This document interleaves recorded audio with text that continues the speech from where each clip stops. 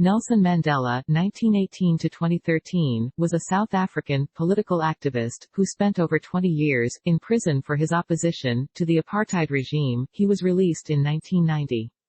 In 1994, Mandela was later elected the first leader of a democratic South Africa. He was awarded the Nobel Peace Prize, jointly with F. W. de Klerk, in 1993, for his work in helping to end racial segregation in South Africa. He is considered the father of a democratic South Africa, and widely admired for his ability to bring together a nation previously divided by apartheid. Nelson Mandela is one of the most admired political leader of the 20th and 21st century for his vision to forgive and forge a new rainbow nation. I learned that courage was not the absence of fear, but the triumph over it. The brave man is not he who does not feel afraid, but he who conquers that fear. Nelson Mandela. Nelson Mandela was born in Transkei, South Africa, on July 18, 1918. He was the son of a local tribal leader of the Tembu tribe. As a youngster, Nelson took part in the activities and initiation ceremonies of his local tribe. However, unlike his father, Nelson Mandela gained a full education, studying at the University College of Fort Hare, and also the University of Witwatersrand. Nelson was a good student, and qualified with a law degree, in 1942. During his time at university, Nelson Mandela became increasingly aware of the racial inequality and injustice faced by non-white people. In 1943, he decided to join the ANC and actively take part in the struggle against apartheid. As one of the few qualified lawyers, Nelson Mandela was in great demand. Also, his commitment to the cause saw him promoted through the ranks of the ANC. In 1956, Nelson Mandela, along with several other members of the ANC, were arrested and charged with treason. After a lengthy and protracted court case, the defendants were finally acquitted in 1961. However, with the ANC now banned, Nelson Mandela suggested an active armed resistance to the apartheid regime. This led to the formation of Umkhonto we Sizwe, which would act as a guerrilla resistance movement. Receiving training in other African countries, the Umkhonto we Sizwe took part in active sabotage. In 1963, Mandela was again arrested and put on trial for treason. This time the state succeeded in convicting Mandela of plotting to overthrow the government. However, the case received considerable international attention, and the apartheid regime of South Africa became under the glare of the international community. At the end of his trial, Nelson Mandela made a long speech, in which he was able to affirm his commitment to the ideals of democracy. We believe that South Africa belongs to all the people who live in it, and not to one group, be it black or white.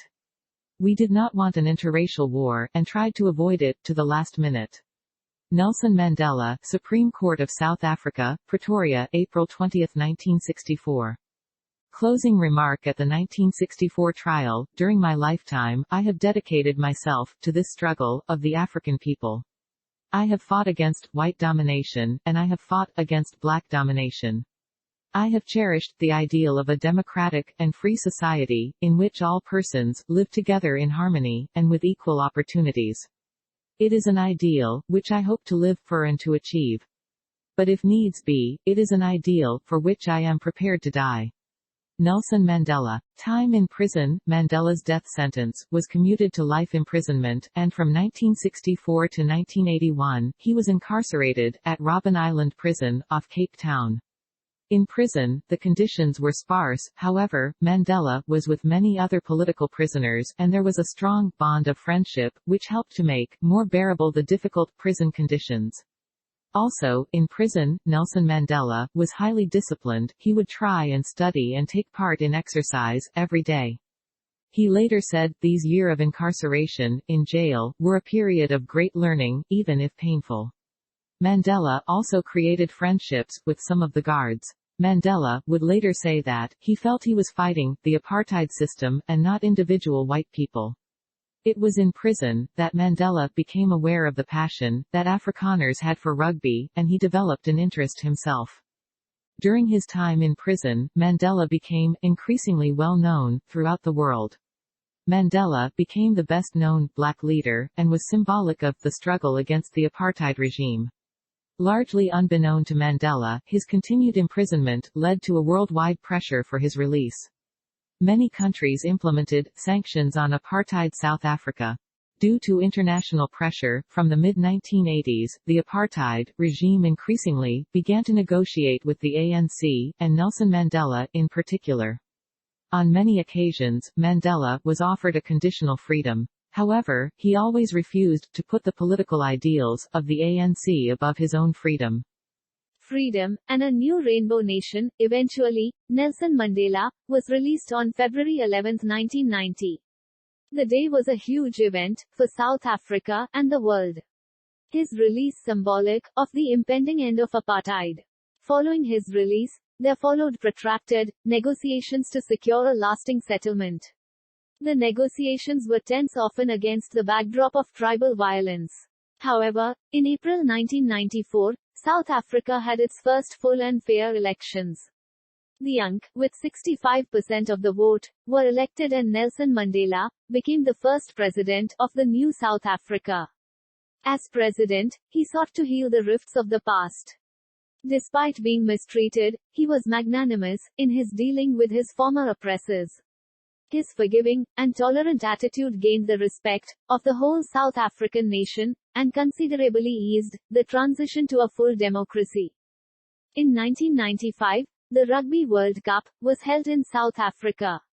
Nelson Mandela was instrumental in encouraging black South Africans to support the Springboks. The Springboks were previously reviled for being a symbol of white supremacy. Mandela surprised many by meeting the Springbok captain, Francois Pienaar, before the World Cup to wish the team well. After an epic final, in which South Africa beat New Zealand, Mandela, wearing a Springbok jersey, presented the trophy to the winning South Africa team. De Klerk later stated Mandela successfully won the hearts of 1 million white rugby fans.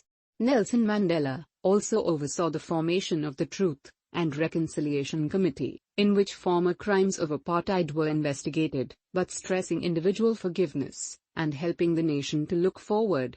The committee was chaired by Desmond Tutu, and Mandela later praised its work. Nelson Mandela retired from the presidency in 1999, to be succeeded by Thabo Mbeki. In Mandela's later years, ill health curtailed his public life.